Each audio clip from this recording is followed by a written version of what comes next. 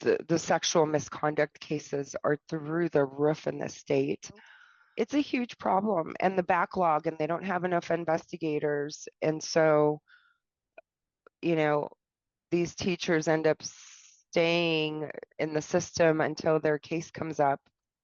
And then a lot of times they're allowed to resign, and then they end up in a different school. And it's the whole system is just bad. So again, I'm glad that you brought this up because I am working on an investigation on educator discipline here in Arizona.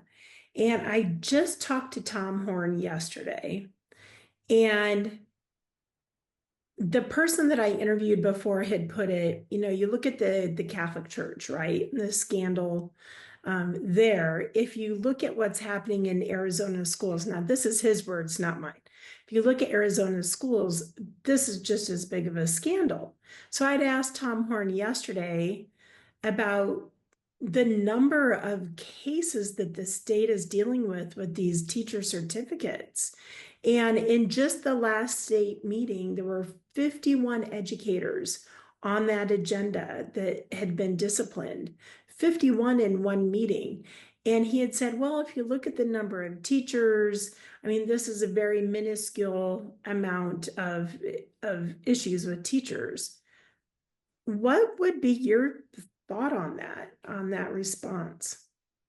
that's just the amount that they got to is the problem. There's a huge backlog that they haven't gotten to yet. And I think he misses that point. Um, I know that there's been several reports from school districts where it should have been a legitimate concern and the case was dropped. Um, so the whole thing frustrates me, but there needs to be more funding to hire more investigators to get through these in a timely manner, so that there isn't this backlog. I mean, if we're getting 20 to 50 reports a day, imagine how many haven't even gotten to yet, right?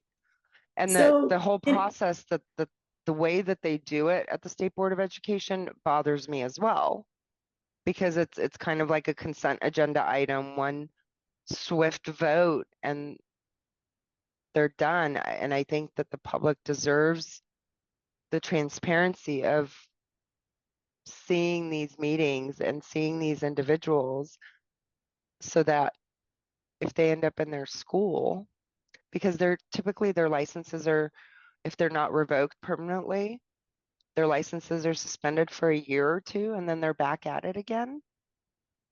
yeah, and that's one thing that I've been looking into too, because I've been preaching for the last couple of years about consent agendas. People need to be paying attention to these consent agendas. And it really felt like at the state board meeting this last week, it was like a consent agenda. I mean, it was 27 seconds, Right. 51 educators in 27 seconds.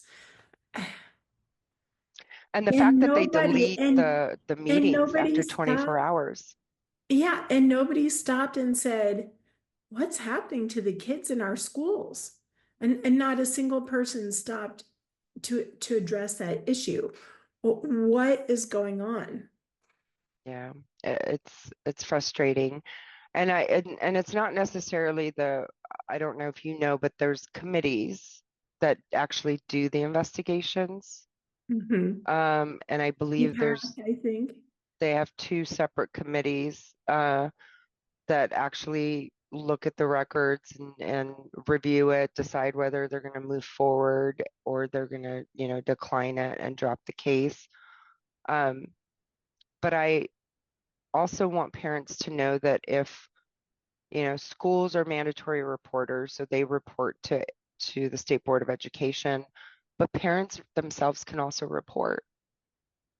It doesn't have to be the school.